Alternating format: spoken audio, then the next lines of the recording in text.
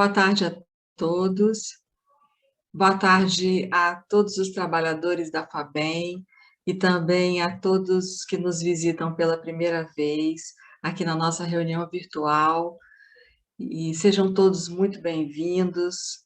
Eu gostaria de lembrar que podem providenciar a água para a fluidificação, tanto copo quanto garrafa, do jeito que vocês preferirem, para no decorrer da reunião a espiritualidade cuidar de nós. E hoje nós temos o prazer de ter novamente conosco a Larissa Chaves.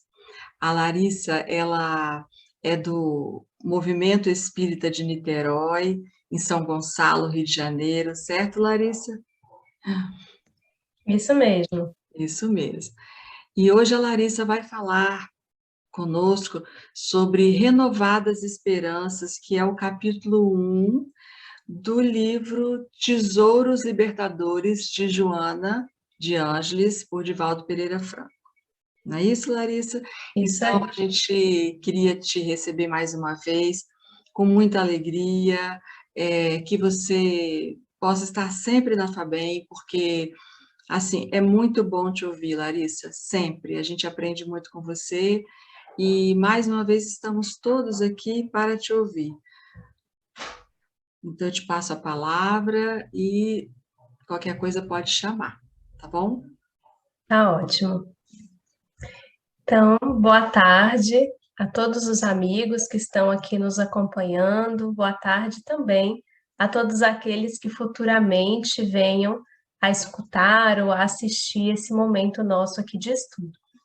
Como a Fátima muito bem disse, nós escolhemos esse livro. Larissa, Pode falar. nossa, Larissa, você me perdoa, por favor. Eu comecei sem a prece inicial e sem a Ah, leitura, você tranquilo, acredita? sem problema, Desculpa, por sem favor, problema. gente. Eu gostaria de pedir o Arthur, é meu filho, Arthur, para ler, fazer a leitura preparatória.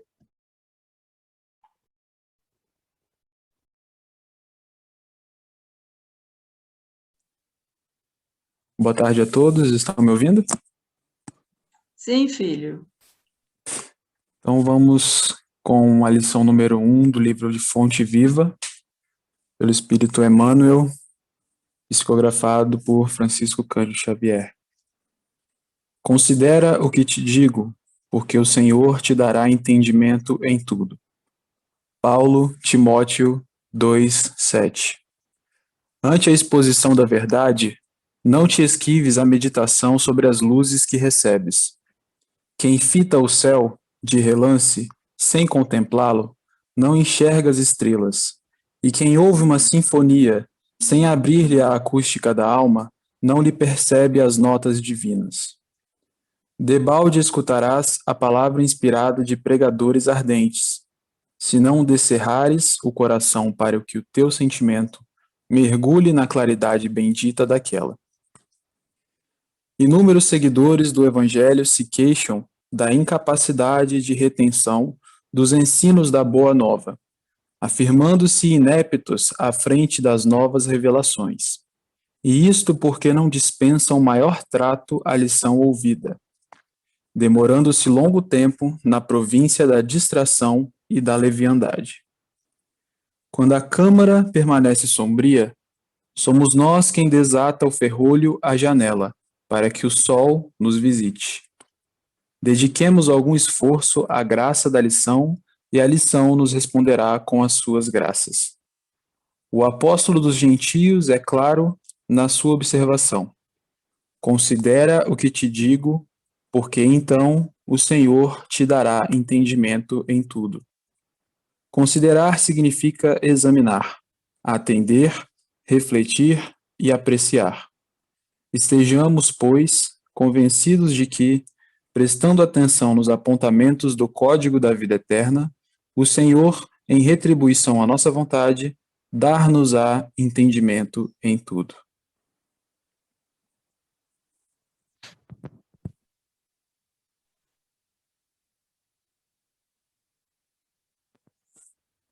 Mãe, acho que você está sem áudio. Agora eu vou chamar o Carlos para a nossa prece inicial. Boa tarde a todos. Fátima, está me escutando? Sim. Ok. Então, vamos fechar nossos olhos, elevar nosso pensamento a nosso querido irmão, Mestre Jesus, aquele que nos ampara, que nos cuida, que está sempre ao nosso lado, nas tristezas, nas alegrias, nas vicissitudes da vida. Te pedimos, Senhor, meu querido irmão, que nos ampare esta tarde maravilhosa, que nos ilumine a cada um de nós, principalmente a palestrante, para que nos conduzca de uma forma que possamos elevar nosso pensamento, elevar nosso espírito, né? E podamos evoluir nossos corações, também nosso espírito. Que a paz esteja conosco e que assim seja, Senhor. Amém. Obrigado, Carlos. Larissa, eu fico doida para te ouvir, que eu atropelei tudo. Sem problema, faz parte. Atropelei tudo, mas vou repetir novamente. A Larissa falará para nós sobre Renovadas Esperanças, que trata-se do capítulo 1 do livro Tesouros Libertadores, de Joana de Ângeles, escrito por Divaldo Pereira Franco. Maravilha. Então, boa tarde a todos os amigos da FABEM que estão aqui conosco. Boa tarde também a todos que no futuro venham a escutar ou a assistir esse estudo de hoje. Como a Fátima muito bem disse, nós estamos aqui com esse livrinho, essa é a nossa capa, Tesouros Libertadores, pela mediunidade do Divaldo Franco, e essa é uma obra da benfeitora espiritual Joana de Ângeles. No domingo passado, eu fiz uma live muito especial que foi até a benefício dos trabalhos assistenciais da Casa Espírita, que eu tenho participado dessas atividades aqui em Niterói, que é o Centro Espírita Antônio de Pádua. E o tema que eu falei junto ao querido amigo Eduardo Gibelli foi esperança, né? Nós escolhemos esse tema para conversar, para trazer experiências, trazer muita música, porque o Eduardo também canta. E foi tanto material que a gente pesquisou para que pudéssemos fazer aquela live, que alguns dos materiais de pesquisa eu não utilizei na live. A gente sempre que vai fazer um estudo, acredito que muitos amigos aqui até passem por isso também, a gente sempre pesquisa e estuda muito mais do que o tempo de palestra, de estudo comporta.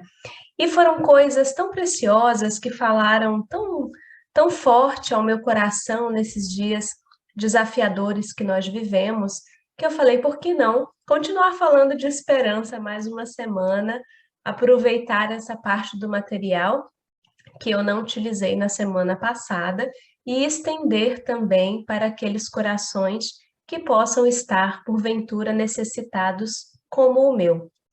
E esse livro, Tesouros Libertadores, ele é um livro que traz muita esperança, porque só de forma direta nós temos 3 capítulos cujo título já enuncia a esperança, esperança de paz, renovadas esperanças, a bênção da esperança. Mas existem outros capítulos também que, apesar de não ter esperança no título, também vão trabalhar essa luz em nossos corações. Emmanuel, num outro livro, que é o livro Vinha de Luz, ele tem 2 parágrafos que são logo o início desse texto e que são os parágrafos que eu gostaria de usar como início e, ao mesmo tempo, como norte daquilo que Joana de Ângeles vai trabalhar no seu capítulo e que nós vamos refletir aqui no nosso estudo. Emmanuel, no capítulo 75 do livro Vinha de Luz, com o título Esperança, ele diz: a esperança é a luz do cristão. A esperança é a luz do cristão. Essa frase tão curta, tão direta, já enuncia muito do que significa a esperança nas nossas vidas. Quando é que nós precisamos da luz? Quando é que nós precisamos iluminar algo? Se não no momento em que estamos exatamente na escuridão, quando estamos exatamente na sombra, na ausência dessa luz. Então, durante o dia, por exemplo, nas nossas casas, porque temos a iluminação natural dessa estrela maior, que é o Sol, nós não temos a necessidade da luz elétrica, ou pelo menos não deveríamos ter. Às vezes alguns cômodos ficam um pouquinho mais escuros, mas em geral é aquele momento em que nós saímos até desligando as luzes da nossa casa, as luzes artificiais, até para economizar um pouquinho, a energia anda bem cara, por sinal, porque temos essa luz natural, temos a luz do sol. Mas logo que o sol se põe, que a tardezinha vai chegando, é quando nós sentimos a necessidade maior dessa luz artificial. Exatamente porque essa luz natural já se extinguiu da nossa vista, e então nós agora precisamos de uma luz, de algo que ilumine os ambientes em que nós nos encontramos. E assim também, meus amigos, isso que nós vislumbramos de uma forma tão simples, de uma forma tão direta, nesse aspecto mais material, assim também acontece conosco, com a nossa vida, individualmente falando, como acontece também com a humanidade ou com as coletividades.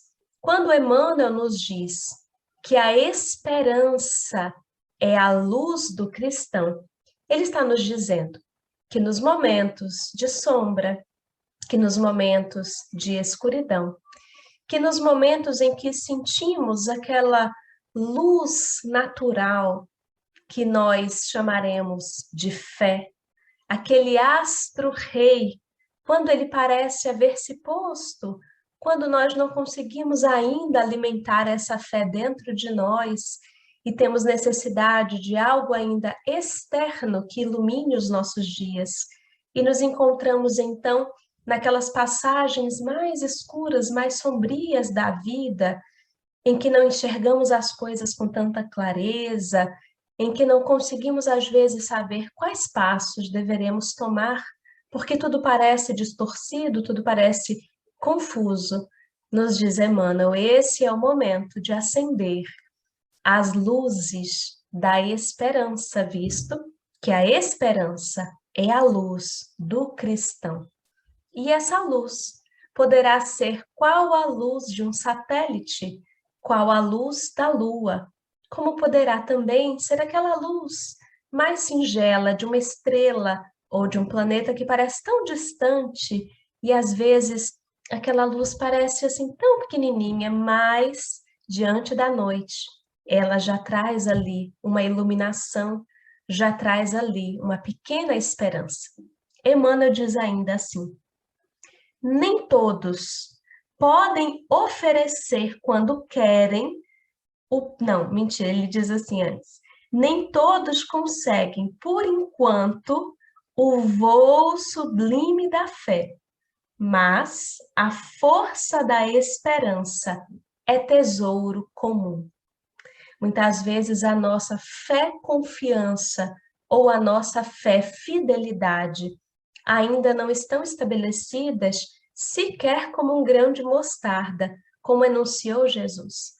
Às vezes nós temos dificuldade mesmo de acender essa fagulha da fé em nossos corações, de forma mais raciocinada, às vezes no aspecto cognitivo, nós dizemos, eu acredito nisso, eu acredito naquilo, mas quando nos deparamos com a experiência propriamente dita, quando é em nós que a sombra se faz, nos nossos dias, na nossa vida, com experiências que talvez não nos considerássemos preparados ainda para vivenciar, às vezes é alguém da nossa família, às vezes é um dos nossos amores, que a espiritualidade chama para perto de si e nós não imaginássemos que isso pudesse acontecer conosco, e várias coisas da nossa vida se modificam da nossa rotina, da forma como a nossa vida estava estruturada, e parecia que ficaria assim por tanto tempo.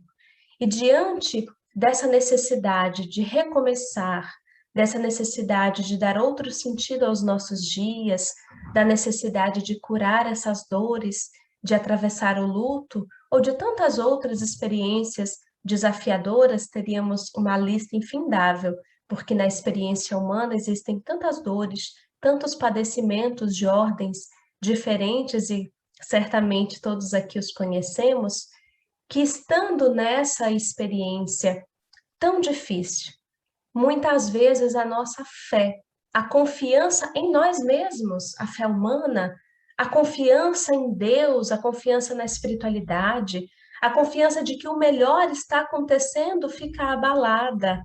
E então um dia nós anunciávamos para uma pessoa, não, confia, vai dar tudo certo, e no outro dia somos nós mesmos aqueles necessitados de que alguém nos lembre, de que alguém nos diga, de que o melhor sempre está acontecendo, por mais que não tenhamos ainda olhos de enxergar.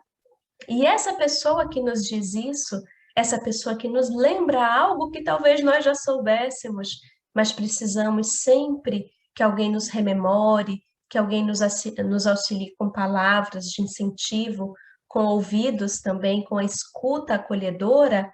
Tudo isso é exatamente a luz do cristão, a esperança.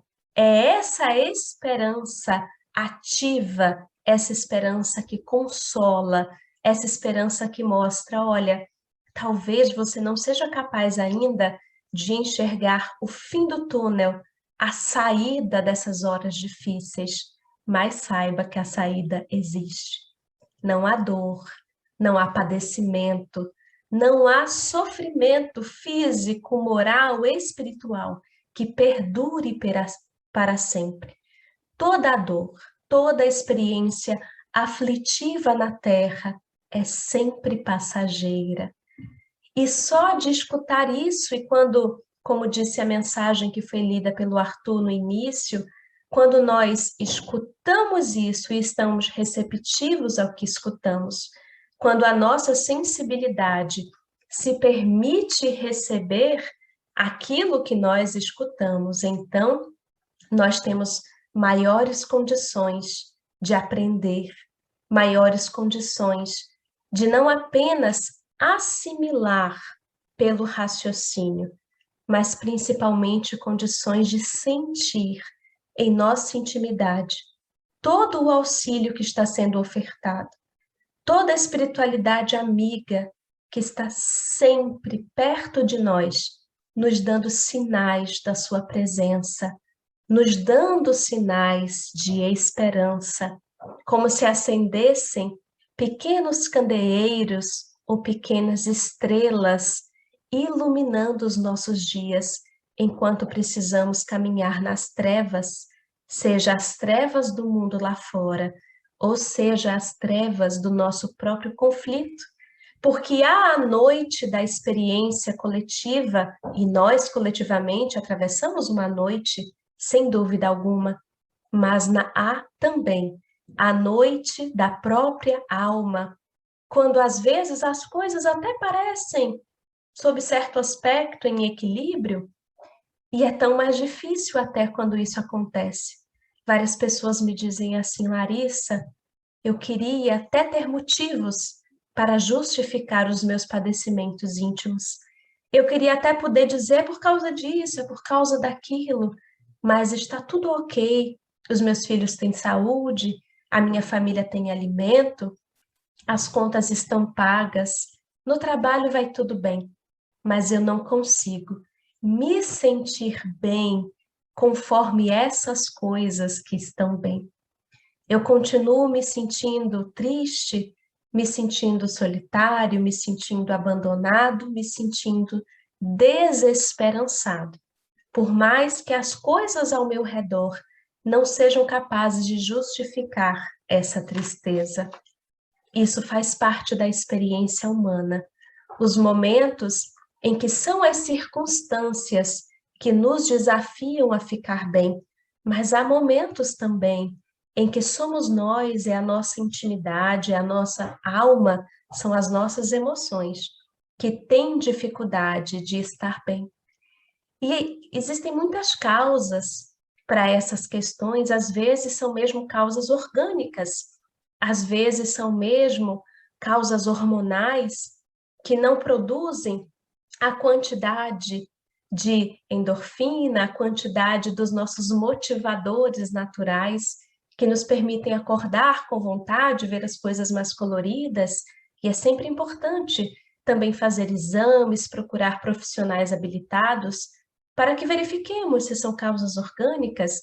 Às vezes são causas orgânicas, mas também essas causas estão muito enredadas, muito atreladas a padecimentos antigos que nós não podemos vivenciar lá atrás e que retornam agora, nos dizendo: é hora de olhar para essas dores, é hora de olhar para tudo isso que você atravessou e que lá atrás não pôde trabalhar porque precisava sobreviver às circunstâncias. E agora é preciso olhar. E são esses dias também que muitos agora na Terra atravessam, dias de melancolia, dias de luto, dias de dificuldade fora, dias de dificuldade dentro. E talvez muitos de nós, meus amigos, olhando tudo isso quanto acontece, todas essas realidades aflitivas, se perguntem: como ter esperança diante de tudo isso? Talvez algumas pessoas digam assim: nossa, que tempos difíceis, nunca vivemos tempos tão difíceis, outras gerações foram mais fáceis, foram melhores, foram mais felizes. E então Joana de Ângeles, nesse capítulo, como em muitos outros, em que ela faz essa contextualização que faz nesse capítulo, como também outros capítulos com a mesma contextualização feita por Humberto de Campos, pela mediunidade de Chico Xavier, como tantos outros capítulos que a nossa querida Amélia Rodrigues também fez pela mediunidade do Divaldo Franco, dentre tantos autores reencarnados ou autores espirituais, que nos dão notícias, até mesmo os historiadores, da noite desafiadora que afligia a terra quando da chegada do meigo Rabi, Jesus, o Cristo. No momento em que a terra se preparava para receber a sua maior estrela, a estrela mais brilhante, aquela que já conseguia espargir os raios amorosos do próprio Pai. Aquela estrela que, apesar de ser uma criatura, como todos nós, já havia chegado aos altiplanos espirituais, já era um ser purificado quando nós nem tínhamos consciência das leis divinas em nossa própria intimidade. Naquele momento tão árduo, naquele momento em que Herodes, o Grande, era o poderoso em Jerusalém, representante máximo do César romano. Aquele momento em que os religiosos, fariseus, saduceus, escribas, muitos deles, não todos, mas muitos deles, não conseguiam representar da forma como deveriam o equilíbrio entre a política e a religião, em que muitos eram hipócritas e, na verdade, estavam mais interessados nos seus próprios interesses, mais interessados nos seus postos sacerdotais, mais interessados em ter do que ser, em ganhar do que ajudar. Algo talvez tão semelhante aos tempos que nós temos vivido, em que os líderes, nos seus cargos, nas suas chefias, têm tido bastante dificuldade em cumprir a tarefa que lhes foi confiada com retidão, honestidade, com transparência. E a nossa querida Joana de Ângeles, com palavras muito assertivas, com palavras às vezes soam até com uma certa dureza, ela vai falar também desses tempos e me permitam compartilhar alguns trechos. A esperança esvanecia-se nos corações aflitos e nas vidas sobrecarregadas pelas injunções penosas, sendo substituída lentamente pela amargura e pelo desencanto. Mais uma vez, a opressão asfixiava Israel, reduzindo o seu povo à situação de ilota, que é uma propriedade do Estado, sob a poderosa força das legiões romanas. Logo no início do livro Paulo e Estevão, Emmanuel, através da mediunidade de Chico Xavier, ele nos dá uma imagem muito clara dessa realidade de amargura, de injustiça que viviam os judeus nesse contexto em que Jesus chega à Terra. Roma era responsável pela administração das terras, da vida, dos impostos daquele povo. E nós encontraremos um senhor, um patriarca judeu, logo no início do livro Paulo e Estevão, o pai daqueles dois jovens admiráveis, Abigail e Gesiel. Aquele ancião Joquedebe, ele que tinha suas propriedades, que trabalhou a vida inteira para dar o sustento para os seus filhos, cuja esposa já havia falecido, mas havia deixado uma marca tão importante nas letras, na oralidade, no ensino da palavra, da Torá, na vida dos seus dois filhos.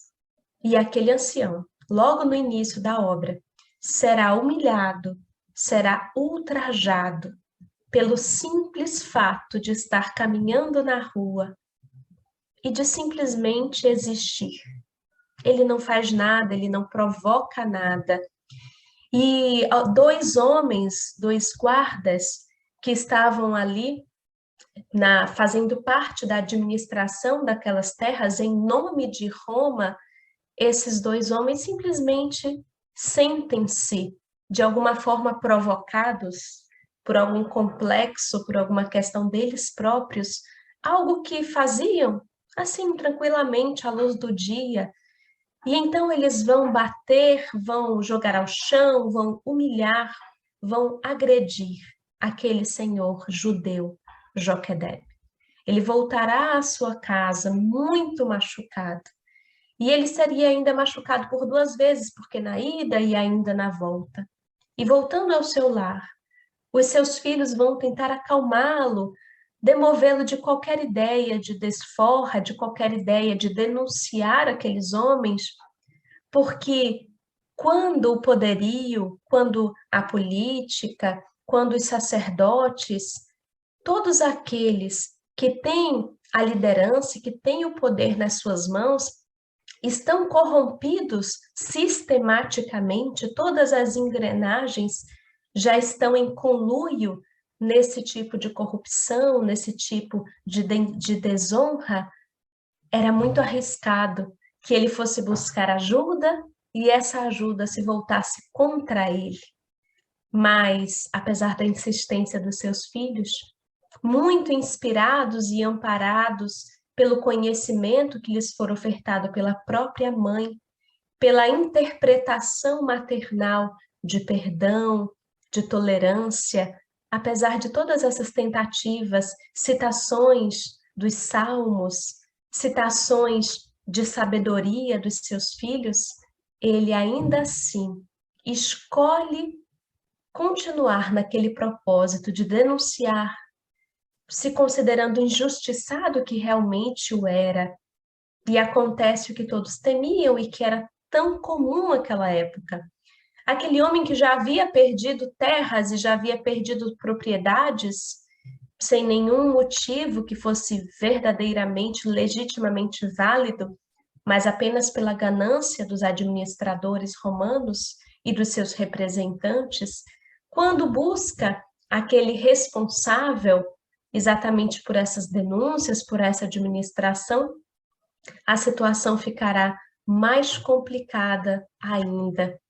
Todo o enredo se desenrola no início dessa trama, uma trama real, e que só aqueles que tiverem a curiosidade ou que já conhecem a obra poderão sabê-lo, porque eu não vou dar tantos spoilers assim. É importante que a gente leia, que a gente estude, que tenhamos as nossas próprias impressões. Mas o fato é que um homem como Joquebed não era uma exceção àquela época. Eram muitos e muitos impostos, muitos ultrajes, muitas humilhações. Um povo que já tinha um histórico de tanta luta, de tanta peregrinação, que já havia sido feito escravo, que já havia conseguido a sua liberdade e que continuava sentindo-se e sentindo o peso exatamente dos administradores, daqueles cujo poder já havia suplantado qualquer forma de respeito. E é exatamente nessa atmosfera em que a esperança de muitos já havia se desvanecido, em que os corações tinham necessidade de libertação, tinham necessidade, em muitos casos, de uma revolução, de algum tipo de vingança até. É nesse cenário que Joana vai nos falando, que é nesse cenário que chegaria Jesus. O governo tão imoral quão perverso de Herodes o Grande espalhava o terror por todo o país, embora subserviente ao imperador, desde quando o Senado romano nomeou como rei dos judeus. Jerusalém era um covil de criminosos, a soldo a pagamento da impunidade, desde que protegidos pelo sinédrio ou pelo déspota, que passaria a história como um dos mais perversos do seu tempo. O silêncio das revelações, que se prolongava por alguns séculos, demonstrava a decadência moral que dominara o reino sob severas provações. E ela continua mais adiante, aqui pulando alguns trechos. Roma vigiava-os com rigor, sempre pronta a interferir nas tricas intermináveis entre os rabinos ambiciosos, assim como entre as castas dos fariseus, saduceus, publicanos e proletários, reduzidos à quase miséria total. Quem poderia, meus amigos, naquele contexto, quem poderia, dentre aqueles judeus, que talvez conseguissem alguns enxergar o momento tão grave em que viviam, a presença da iniquidade, quando o bem, muitas vezes, era confundido com o mal, em que muitas vezes o mal colocava vestes de bem, momentos em que as coisas não pareciam claras, em que aquele que era o seu amigo e aquele que era o seu inimigo pareciam trajar as mesmas vestes, quando aquelas pessoas, aqueles mais despertos para a gravidade do momento, poderiam imaginar que na espiritualidade, uma estrela de primeira grandeza paulatinamente se aproximava, se apequenava para caber num corpo fluídico correspondente a um planeta ainda tão pequenino, tão materializado como a Terra. Talvez muitos de nós que passamos hoje essa noite escura dentro e essa noite escura fora, talvez muitos de nós, da mesma forma, olhemos as realidades que nos circundam, os desafios, as dores, o pranto, o ranger de dentes, e também nos esqueçamos, desesperançados, de que para além da noite escura para além da dor, existe certamente uma aurora de mais esperança, de dias melhores, seja na espiritualidade, seja na própria terra, que passado esse parto tão árduo, renascerá. Continua Joana de Ângeles. O formalismo substituía a legitimidade dos sentimentos e os rabinos aproveitavam-se da situação para o enriquecimento ilícito e o luxo exorbitante. Qualquer semelhança não é mera coincidência. Em detrimento dos sofredores e miseráveis que enxameavam nas cidades, especialmente Jerusalém, especialmente na terra considerada santa, para onde peregrinavam os judeus em todas aquelas festas importantes para a sua cultura, para a sua crença. Foi nesse, não em outro, nesse clima histórico de hediondez que nasceu Jesus numa noite estrelada, após deixar o sólio do Altíssimo. Ele veio traçar a linha divisória entre a verdade e a mentira, o poder político e o espiritual, o amor e a misericórdia em lugar da astúcia e da selvageria. Jamais, jamais a humanidade conheceu alguém do porte de Jesus. Nunca houve alguém à sua semelhança que vivenciasse todos os postulados que enunciava, amparando e convivendo com aqueles que eram considerados excluídos pelo simples fato de serem infelizes. Mais adiante, Joana dirá: lembra-te de Jesus. Não te deixes perturbar pelos ruídos das propagandas da ilusão. Mantenha o silêncio interno e a visão clara para identificar os necessitados, aos quais ele denominou como filhos do Calvário. E quanto possível, em memória dele, atenua-lhes as dificuldades e os padecimentos atrozes que os vergastam. Olha que lindo isso, meus amigos. E quanto possível, em memória dele, atenua-lhes as dificuldades dos filhos do Calvário e os padecimentos atrozes que os vergastam. Após a passagem de Jesus pela terra, em meio àquela noite, aquele deserto, aquelas dificuldades, muitas pessoas que haviam rogado aos céus misericórdia, rogado aos céus uma luz que alumiasse as suas consciências. Muitas dessas pessoas não foram capazes de enxergar que essa estrela já não estava no céu, estava na própria terra, caminhando perto deles mesmos.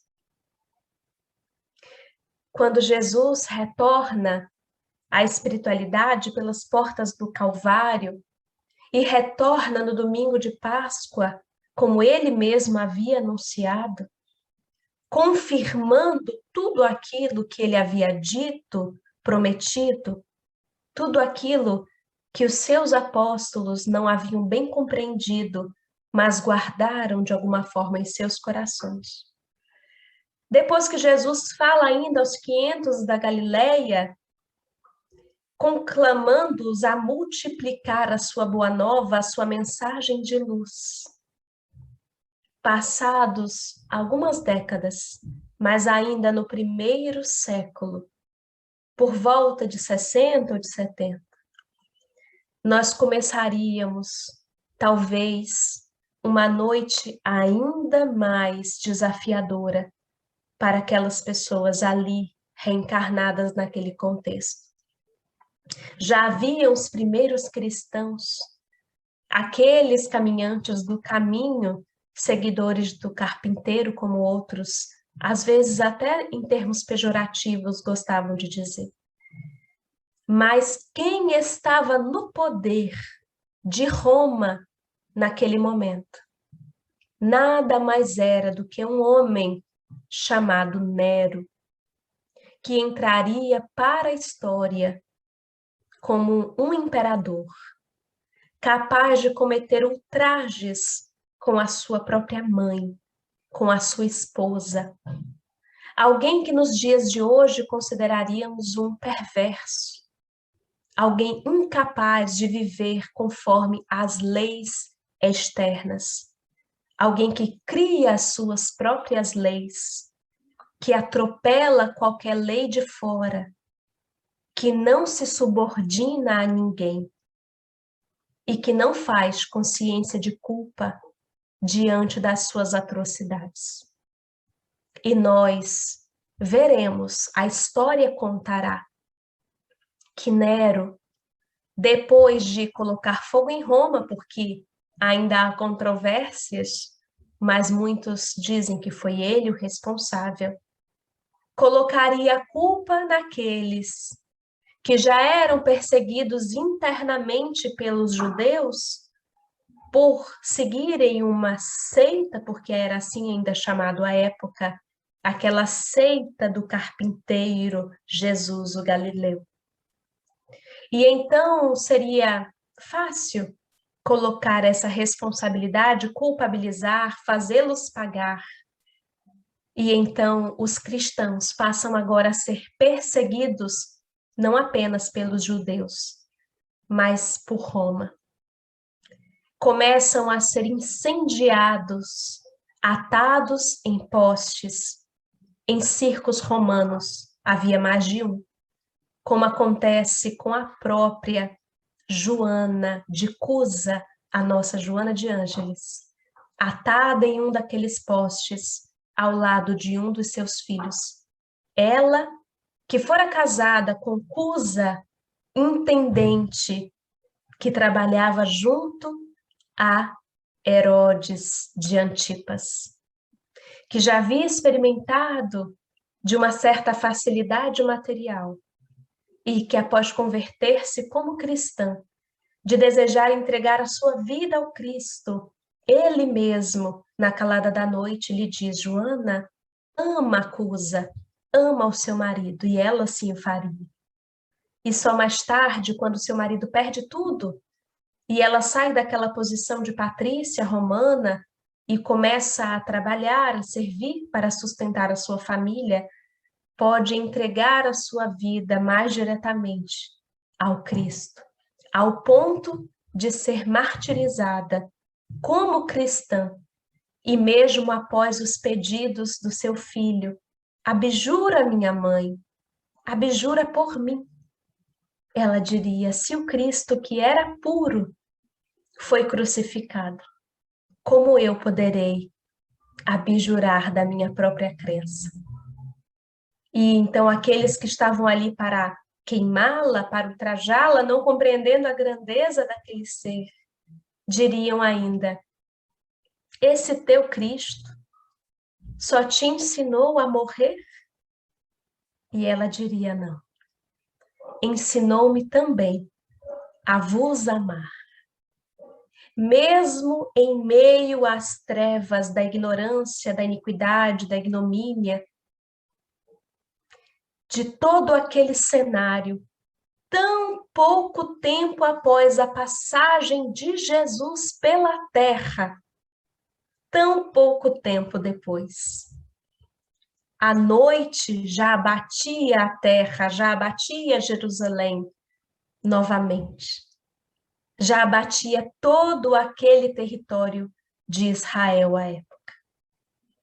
Mas existiam aqueles que conseguiam olhar para os céus e enxergar estrelas de esperança. Como disse Emmanuel, a esperança é a luz do cristão. Talvez muitos de nós não tenhamos a fé, fidelidade de uma Joana de Cusa, mas podemos ter a sua esperança.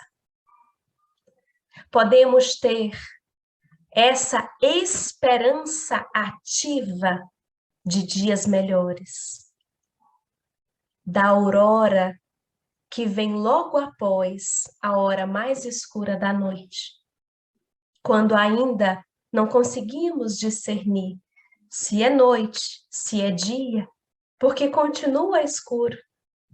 Continuamos com a sensação de que é noite, mas as horas já nos dizem que o dia começou. E talvez aqui na Terra, meus amigos, seja essa a hora desafiadora pela qual passamos. Tantas vezes ouvimos falar em transição planetária, novos tempos, tantas músicas já compostas, tantos textos na própria codificação espírita, em séculos anteriores ao nosso, em que a espiritualidade, através de diferentes fontes, diferentes culturas, filosofias, religiões, já profetizava que essa hora chegaria. Se há o momento da gestação, há o momento do parto. E muitas vezes aquelas 12, 24, 48 horas de um parto, naquelas horas, a vontade que dá da maioria das mães, e aqui talvez muitas mães possam testemunhar isso. A vontade que dá é dizer para tudo. Para tudo, porque ninguém me contou que era tão difícil assim. Mas a verdade é que mesmo que alguém contasse, e às vezes até nos contam, a hora do testemunho, a hora do parto, não há como outra pessoa vivenciá-la em nosso lugar. É com a gente mesmo. E é incrível porque aquilo que acontece em horas, aquilo que às vezes as mulheres se preparam por tanto tempo e que você sabe que vai acabar, parece uma eternidade. Como esse momento que vivemos, tantas vezes enunciado, para o qual talvez na espiritualidade tenhamos nos preparado para vivenciar, testemunhar. Pego uma ficha, uma senha, aguardado a oportunidade. E então, quando chega a hora, a gente quer fugir. Quando chega a hora, a gente diz, pelo amor de Deus, alguém pega uma anestesia. Minha amiga me contava esses dias que ela fez o marido prometer para ela que quando ela pedisse uma anestesia, era para ele dizer, olha, não vai ter anestesia. Eles ensaiaram essa fala. E ela me contava que quando chegou o momento que ela falou, pelo amor de Deus, eu quero anestesia, esquece tudo que eu falei, eu não vou aguentar, eu vou morrer, eu não consigo. E então o marido dela falou, meu amor, então por onde eu começo? Você me pediu muito, eu sei que tá difícil aí, mas você me pediu muito, muito mesmo. A gente ensaiou, não sei se você lembra, mas você me pediu, você me fez assinar um papel de que nessa hora não era para eu te dar anestesia. E agora eu não sei o que eu faço, porque eu tô vendo você desesperada. Mas ao mesmo tempo tem tudo aquilo que você me falou e eu não sei como você vai entender tudo isso depois. Porque é assim mesmo. Quando a dor é na gente, quando estamos na experiência, é difícil pegar tudo que a gente estudou, tudo que a gente repetiu, tudo aquilo que na nossa cognição é tão claro, mas na experiência da vida, no parto em si, é sempre, sempre mais desafiador. E para que a Terra chegue a esse estágio que está lá enunciado no Evangelho segundo o Espiritismo, de planeta regenerado, onde ainda há o mal, mas o bem já sobrepuja o mal, onde há mais fé, mais esperança, onde os seres estão nesse processo de regeneração, sem tamanha necessidade expiatória, como caracteriza os planetas de provas e de expiações, qual o nosso. Para que a Terra atinja esse patamar, nós, os seus habitantes, precisamos também passar por essa transição. O parto não é só o parto do planeta, mas de cada um de nós, que precisamos estar em condições de habitar um planeta regenerado. É por isso que a transformação é fora e é dentro. A noite escura está fora, mas também está dentro. As dores do parto estão fora, mas há um parto acontecendo nas nossas vidas. Para alguns, será um parto natural. Talvez algumas pessoas sejam como aquelas mulheres, com aquele parto de tsunami. Olha só, nasceu, meu Deus, nem sei como foi, a criança nasceu. São exceção. A maioria de nós, meus amigos. Esse parto e esse trabalho está sendo árduo, está sendo doloroso, e ele já começou há muito tempo. As contrações estão em curso. Queira a Deus que saibamos aproveitar essa experiência, que renasçamos uma versão melhor de nós mesmos, não quando comparados ao outro, mas quando comparado à nossa realidade, às nossas próprias possibilidades. Porque a Terra já atravessou noites e dias, noites e dias, noites e dias, muitas vezes, nas proximidades da vinda de Francisco de Assis, o mesmo João Evangelista. A Terra atravessava uma outra noite dolorosa. A Europa apresentava uma densidade tão obscura, tão materializada, que já não se podia, como dissemos no início, referentes a Israel. Já não era possível discernir entre os cristãos e os materialistas, porque a moral do Cristo estava soterrada sob escombros de poder, sob escombros de animalidade. Pessoas eram capazes de matar o seu irmão com uma espada e com uma bandeira, onde a cruz do Cristo ali demarcava que era em nome de Jesus que eles assassinavam muçulmanos. E assim também muçulmanos assassinavam cristãos. Para defender uma terra já tão ultrajada, em nome da santidade de um lado ou do outro lado. E é nesse cenário que chega à Terra Francisco de Assis.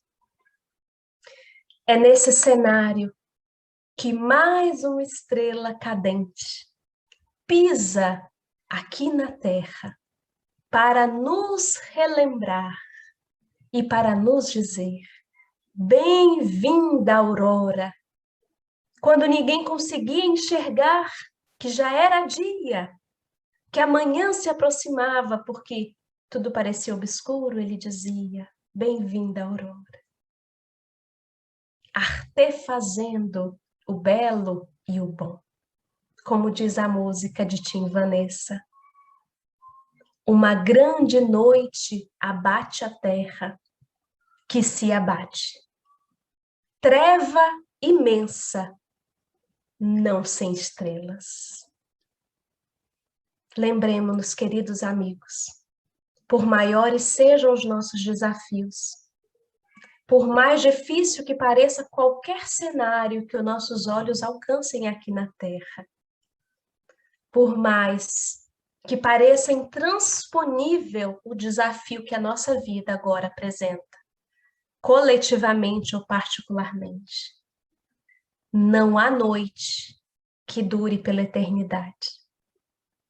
À noite sucedem-se os dias, e mesmo nas noites há sempre estrelas, esperançando os nossos corações, nos ensinando que há sempre dias melhores pela frente.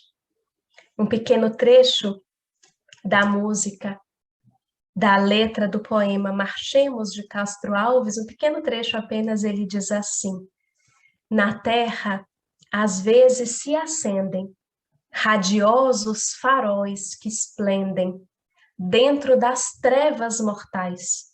Suas rútilas passagens deixam fulgores imagens em reflexos perenais.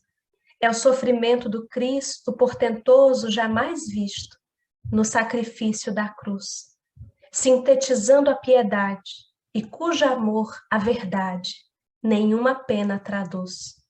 É Sócrates e a cicuta, é César trazendo a luta, tirânico e lutador.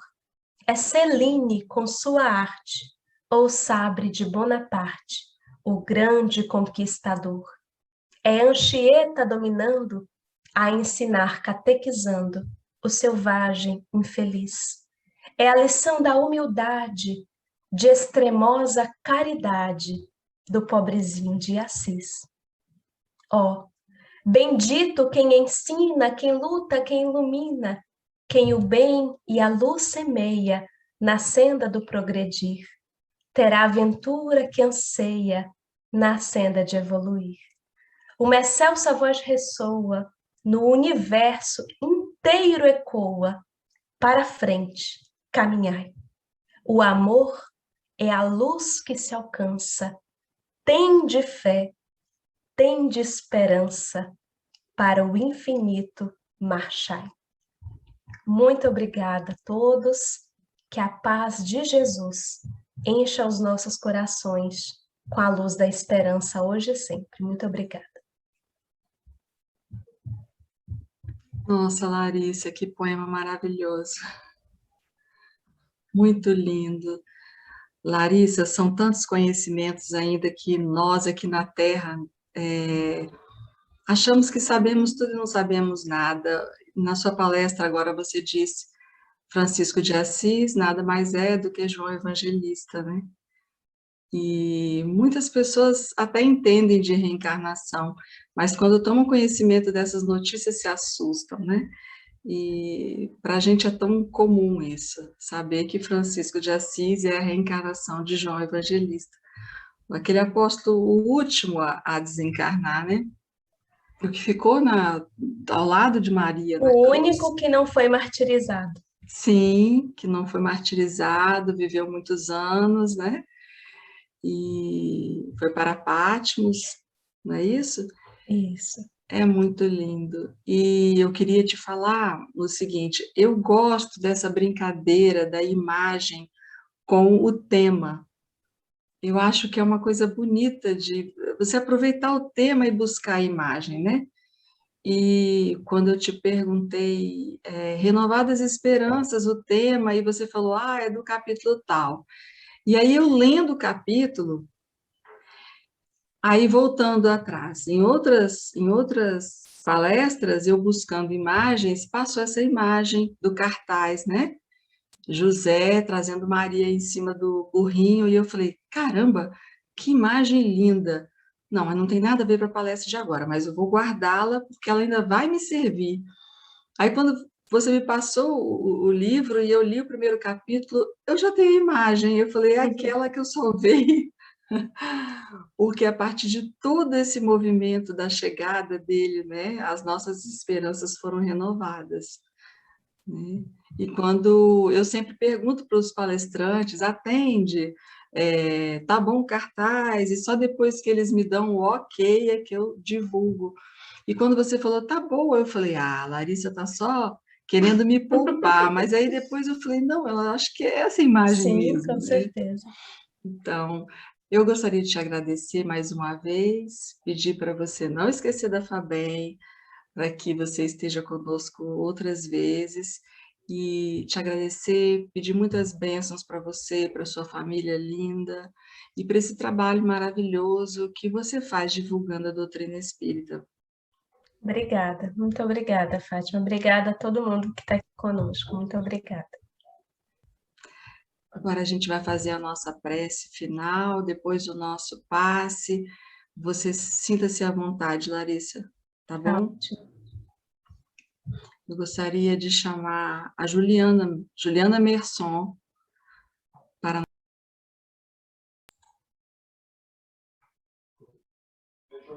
Juliana? Oi, Oi, querida. oi, Fatinha, me ouve? Sim, te escuto sim. Boa tarde a todos. Boa tarde. Então, vamos agradecer a Jesus pela presença tão consoladora da Larissa entre nós, trazendo essa mensagem sobre esperança.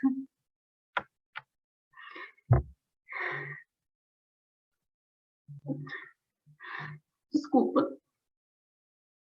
Obrigada, Jesus, por nos socorrer, colocando entre nós, na Terra, espíritos encarnados e desencarnados, que nos trazem a tempos mensagens tão importantes para iluminar nosso caminho em busca de elevação espiritual.